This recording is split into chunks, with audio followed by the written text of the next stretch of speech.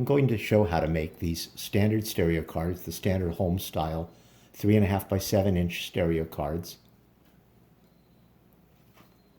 So here's one I've made. You can see it's the same exact size. Now there's many different ways to make stereo cards. The traditional ones, they took a photographic print, one or two photographic prints. In this case, it's a single one. That black line down the center is part of the print. And then they cut it so that it had that shape. And then they glued it to a piece of cardstock. And the cardstock had the writing on it on the front and on the back. I do mine a different way. I use a single photographic print, but it covers the entire surface of the card. All the type is on the photo itself. And the back is also a single large print that goes right to the edge. But there's many different ways to do it. For instance, this maker has made two separate photographic prints. They've printed directly on the card, and then their backing has additional photographs that have been cut out and pasted to it, and more printing straight on the card. This person has made a single photograph that they've glued to their cardstock, but it doesn't cover the entire front of it. And then their back is also a printout, but it doesn't go quite to the edge. So there's all sorts of different styles. So again, the way I make them is to have the photo cover the entire front face and then a printout cover the entire back face. And it goes right to the edge. It's flush to the edge, and as a result, this is called flush mounting. And the way you achieve that is by actually making a larger card, front and back. Now, there's nothing on that one yet. And then after you've glued the artwork to it, you cut it. And these cut lines you can see right there. And then you'll end up with the photo going right to the edge. So let's see how we do that.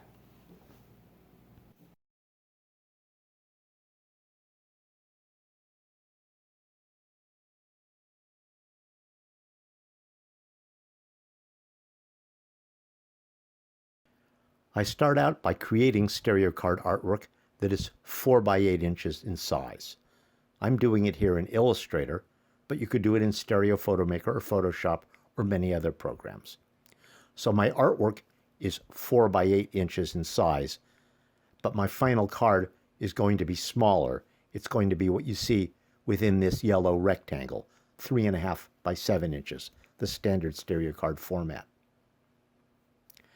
Now I save out that 4 by 8 inch artwork, and actually I gang 3 of them together into a single 8 by 12 inch sheet because the photo printer I use prints 8 by 12s as a standard size. So I print them 3 up like this, and then you'll see later that I'm going to cut those down into individual pieces. I also create the artwork for the backs of the cards in Illustrator, but in this case I'm printing them on my printer here at home on 8.5 by 11 paper. So I can only fit 2 4 by 8 or a single 8 by 8 inch piece of artwork onto that, and I do it like this. Then I have the photos printed commercially, and I print out the back artwork right on my own laser printer at home. When I create the artwork for the back of my card, I purposefully leave a broad safety zone blank border around the edges. And that's what you're seeing indicated here in the light lavender. The dark lavender is the area completely outside of where I'm going to print. I do that on purpose because it's going to allow me to have a little bit of tolerance for positioning that artwork when I physically put the card together. And I'll explain more about that in detail later. But this shows you that when I'm creating the card artwork, I just have this little guide that indicates for me to stay out of that safety zone as much as possible.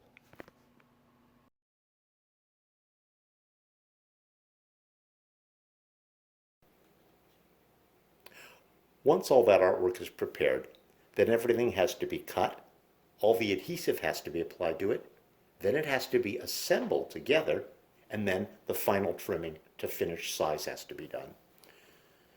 I use this kind of a mat board. It's actually called comic book backing board, or in this case, it's sheet music board. And I get this kind because It happens to be exactly the right size. It's 9¼ by 12 1/8 inches, and I want something that's 8 by 12 because that's how big my prints are. So all I have to do is make a couple of cuts in this to get it to exactly that size. So let's do that. It's only slightly larger than 12. So I'll cut it down to 12, and then I'll cut it to 8.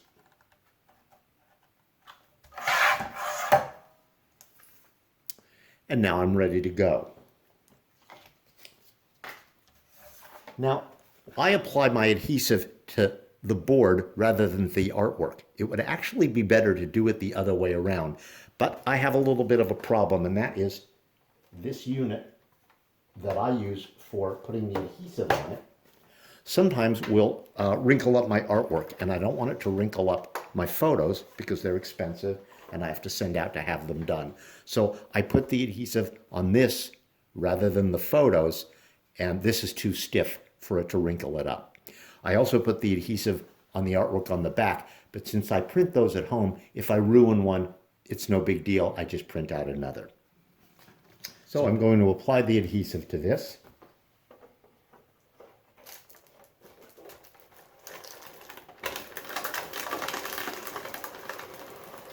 There it goes.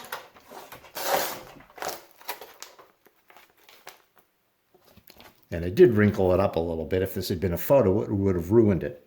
But it's okay because it's the cardboard. And now I'm going to cut this down to the finished size, which is 4 by 8 inches. Take this, put it back in my cutter.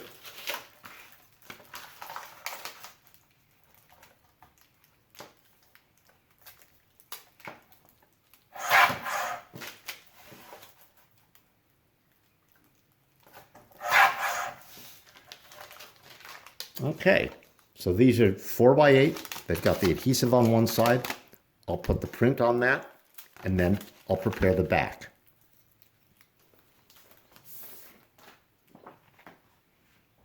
So this is my photographic print. It's 8 by 12. And I even put the cut lines right into the artwork. They're a little hard to see here because it's light, but these are the cut lines between each one. And then these are the final cut lines I'll use when I'm trimming it down to finished size.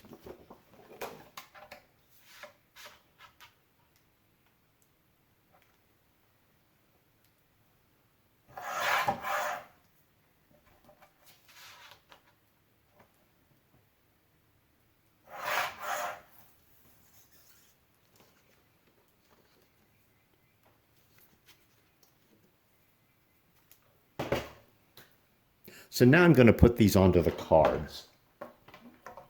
And to do that, I take advantage of the fact that this little guide thing here gives me a convenient thing to reference against. So I take a print, put it face down here.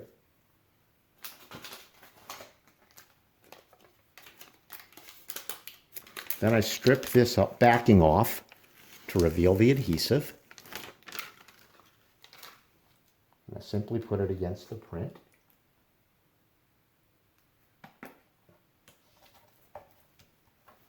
That's why I use this, because it gives me a nice surface, a nice edge to make sure I get everything lined up very nicely. And it looks like I did a fairly decent job.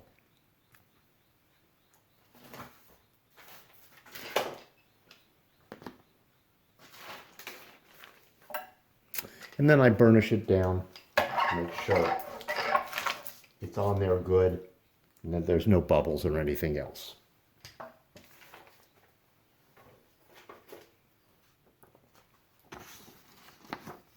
Here's what the artwork for the back looks like when it's printed out. It's printed out on the American standard 8.5 by 11 paper, but what I want is an 8 by 8, which will become 2 4 by 4 pieces of artwork, and I've already got all the trim lines on it.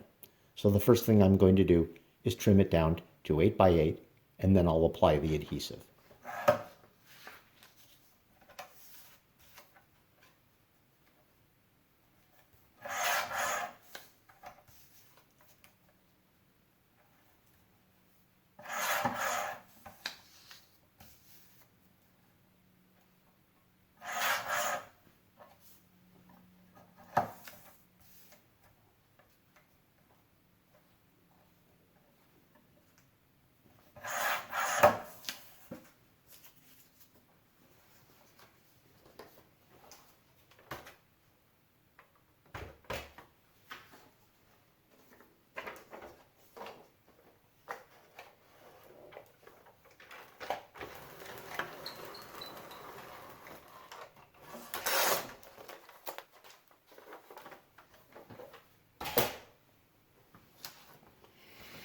And after I've done that, I'm going to cut it so that I have the two individual 4x8 pieces.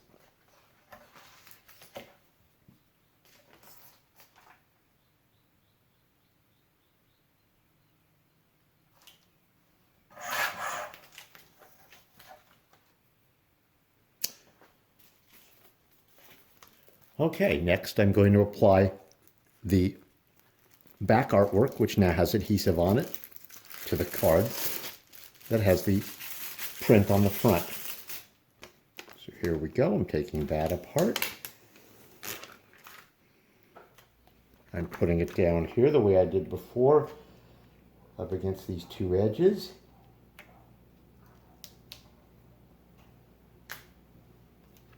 And then I take my card, position it,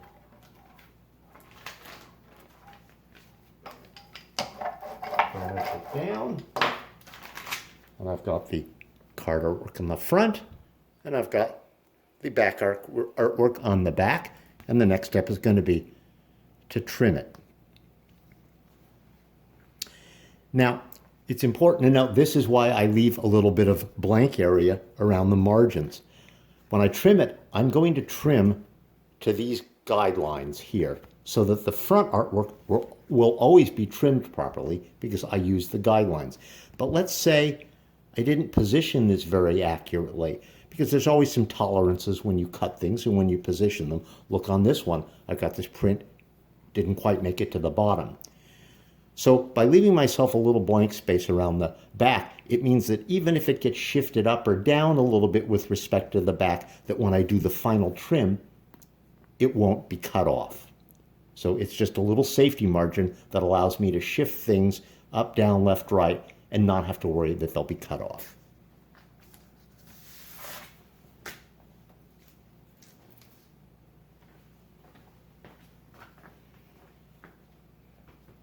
Okay, so now I have my cards that are 4x8 with art on the front and the back, and I'm going to trim it to these cut lines to get my finished card, which will be flush mount.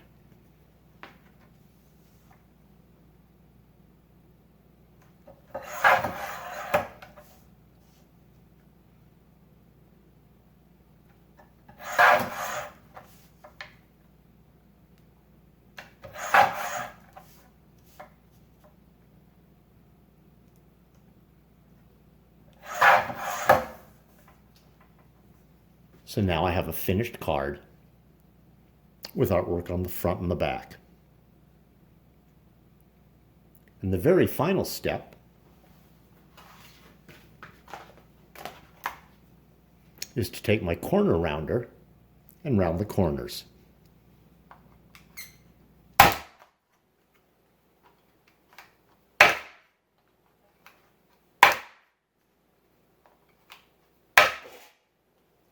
And that's it.